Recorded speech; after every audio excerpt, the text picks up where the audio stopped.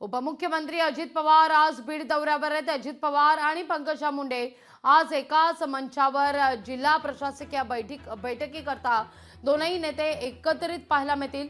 दुपारी 2:30 वाजता जिल्हाधिकारी कार्यालयात ही बैठक होणार आहे। या घडीची सगळ्यात महत्त्वाची बातमी आपण पाहतोय। दादा आता बीडमध्ये दाखल झालेले आहेत। बैठकीला धनंजय मुंडे उपस्थित राहणार नाहीत अशी ही माहिती समोर येते। या घडीची सगळ्यात महत्त्वाची ही बातमी। उपमुख्यमंत्री अजित पवार आज बीड दौऱ्यावर आहेत।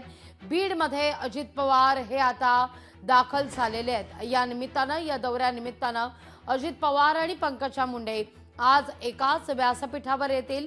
निमित्त असेल जिल्हा शासकीय बैठकीचं, जिल्हा प्रशासकीय बैठकीचं आणि या निमित्तानं दोनही नेते आज एकाच व्यासपीठावर येणार आहेत। दुपारी 2:30 वाजता या बैठकीला सुरुवात होईल।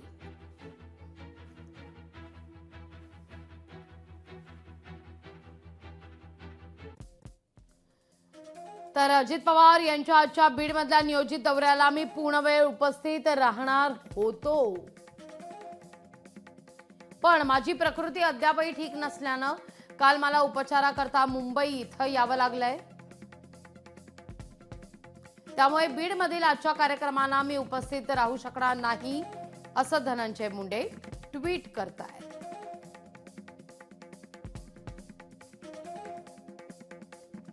मी पक्ष नेतृत्वाला पूर्व सूचना दिली असून या संदर्भात कोणताही संभ्रम निर्माण होऊ नये ही विनंती असं देखील धनंजय मुंडेंनी स्पष्टच केले।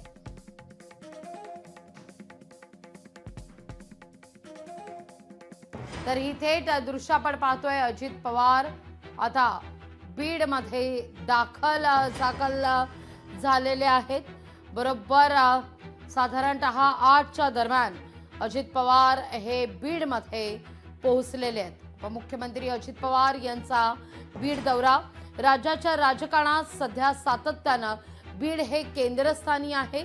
बीडमधल्या घडत असलेल्या घडामोडी सातत्यानं अंजली दमानिया, सुरेश दस यांच्याकडून बीडमधल्या प्रशासनावर जो काही सवाल उपस्थित केला जातोय, ज्या शंका उपस्थित केल्या जात आहेत, वारंवार हा मुद्दा चर्चेत असताना राज्याचे उपमुख्यमंत्री आणि बीडचे पालकमंत्री अजित पवार आज बीडमध्ये दाखल झालेले आहेत।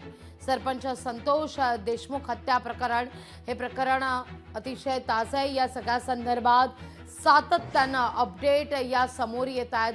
अशातच दादांचा हा बीडमधला दौरा अतिशय महत्त्वाचा मानला जातो। प्रशासनाच्या दृष्टिकोनातून, कायदा सुव्यवस्थेच्या दृष्टिकोनातून पालकमंत्री या दौऱ्यात काय निर्देश देतात हे पाहणं अतिशय महत्त्वाचं असणार आहे।